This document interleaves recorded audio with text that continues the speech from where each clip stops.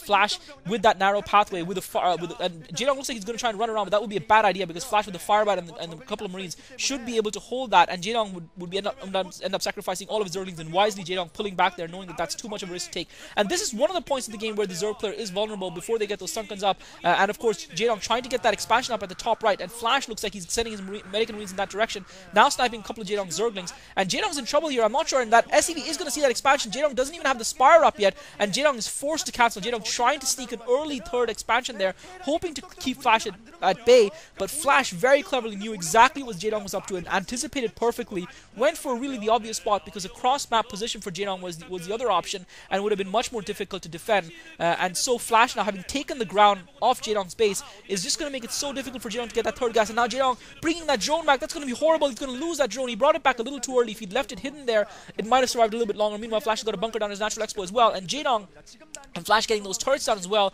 and Jaedong really needs this Mutalisk harass to be effective. The only thing he has in his favor is that half of Flash's army is out of his base, so Flash does have a reduced Marine force, but Jaedong's Mutalisk micro has got to be absolutely spot on here, and he has to inflict some damage. Now Jaedong coming in with the Zerglings as well, rushing past the bunker. He's managed to get some of the Zerglings through. Flash has a decent number of medic and Marines there, but Jaedong has lost a lot of Mutalisks already. He's lost all the Zerglings, and his Mutalisks are taking heavy fire as well. Jaedong managing to snipe a couple of Marines at best, and Flash just decimates Jaedong's attack completely. Jaedong still with the Mutalisks in there, but that was not a successful attack for Jaedong at all. Flash just standing firm as wave after wave of Zerg crashed hopelessly against his wall of Terran gunfire and just turned into blood and glory, but unfortunately no glory for Jaedong, glory only for Flash. And now Flash with map control, he's got that one group of medic and Marines wandering the map. Jaedong looks like he's trying to take another expansion. Flash is searching around, he's sending that SCV now, and Flash is not missing a trick at all here, folks. He is playing so sharp, it's not funny. That SCV is going to find that expansion before Jaedong can get up. Jaedong lost a few Mutalisks already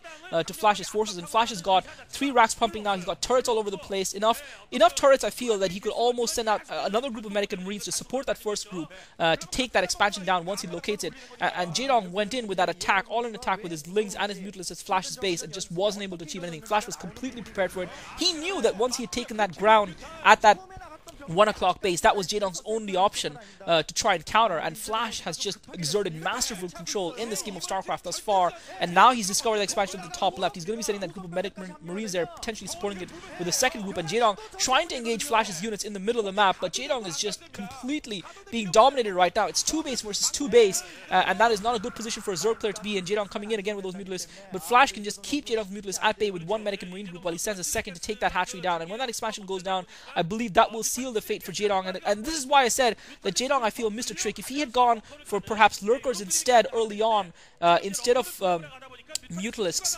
which Flash was obviously counting on, and Flash would have then wasted the resources he'd spent on all those turrets.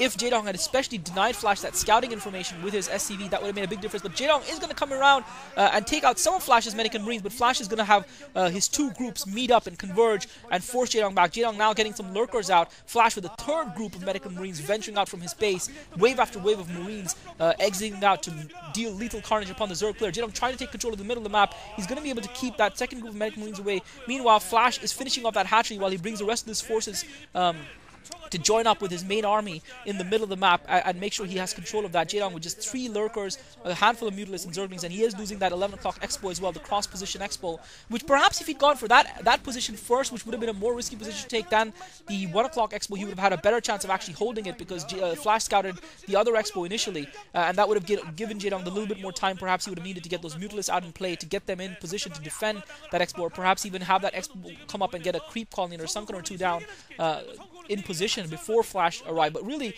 Flash has anticipated every move of Jaedong's, and he's just been that little bit ahead. He's been 1 step ahead. It's like he's got, I don't know, a couple of extra resources, or a couple of extra mineral patches being mined or something. He's just that little bit ahead of Jaedong, and he's been ahead this entire game, I have to say, from the moment Jaedong brought those early Zerglings in and, against Flash, and wasn't really able to do anything and gave him the scouting information. I think that was Jaedong's key flaw. I think the fact that Flash didn't have any doubt in his mind as to what Jaedong's strategy strategy was, allowed him to perfectly counter what Jaedong was trying to do, and now Jaedong finds himself in a very vulnerable position, and I don't see him winning this game from here. Jaedong coming in with an all-in attack now. This is it for Jaedong.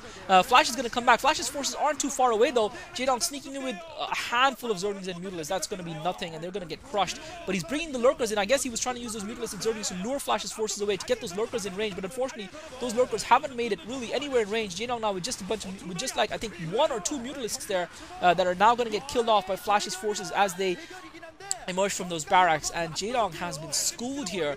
If you were basing the level of skill between these two players based on this one matchup, you would argue that Flash is miles ahead of Jaedong. We know that's not the case, but this is a best of 3 matchup, guys. The remainder will be played, I believe, on the 25th, which is Christmas, and expect me to finish the commentary of this series probably on Boxing Day, if not the day after that on the 27th, so expect me to finish that up, and I'm pretty much calling this game for Flash now. Flash with control of the map and with a large army, and Jaedong with effectively nothing, with just a handful of Lurkers and Zerglings, and unfortunately his Mutalisks were completely negated by Flash's play and brilliance by Flash, and he's really dominated this game of StarCraft, and it looks like he is not only is he the Terran player left standing in the OSL, he is the right Terran player to be left standing in this OSL, because I believe he has the potential to go all the way and to stand alone and stand firm and carry the flag for Terrans all the way to the top and plant it at the summit over the corpses and blood of his enemies. Jaedong trying to effect a pincer movement on Flash's forces. I don't think it's going to be very effective.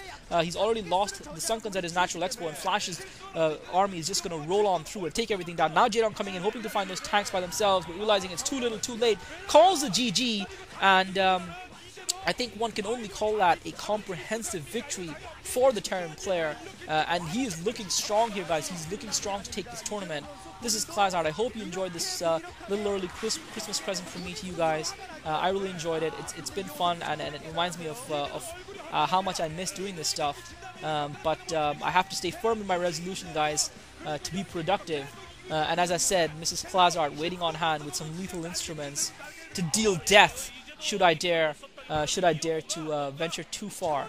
This is Klazart, guys. Thanks for listening. I hope you enjoy this commentary.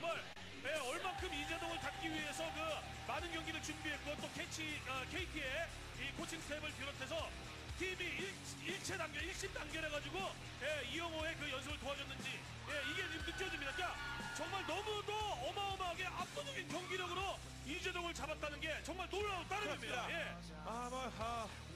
자, 이재동. 사실 명색이 리쌍록인데 첫 번째 이제 크리스마스에는 전혀 결투를 리쌍록의 마지막 동점을 찍겠습니다만 오늘 리쌍록 첫 번째 경기는 너무 일방적이었어요. 이재동 선수가 못했다라기보다는요, 최근 추세의 어떤 3회 처리 빌드, 이런 부분에 대한 이영호 선수가 적의 약점을 너무나도 잘 꿰뚫었다는 생각이 들어요. 3회 처리로 갔을 경우에 부유하지만 병력이 단시간에 폭발적으로 나오진 않거든요. 네. 이재동이 못하면 누구도 못합니다. 3회 처리하지 말라 이거예요, 이영호 앞에는요. 근데 이재동 선수가 지금 씩 웃었는데 연승 끊긴 거는 굉장히 아쉬운 일이긴 합니다만 진기 아니에요. 진기 아니고 하루에 여러 번 경기를 펼칠 때 이재동의 진가가 발휘가 되는 것이기 때문에 지금 이영호의 모습을 보고 이 정도까지 7차, 8차까지 변신했어. 좋아. 그럼 나 더 노력해갖고 9차, 이재동 10차를 크리스마스 날 보여줘봐. 이런 표정으로, 이런 마음가짐으로 이재동이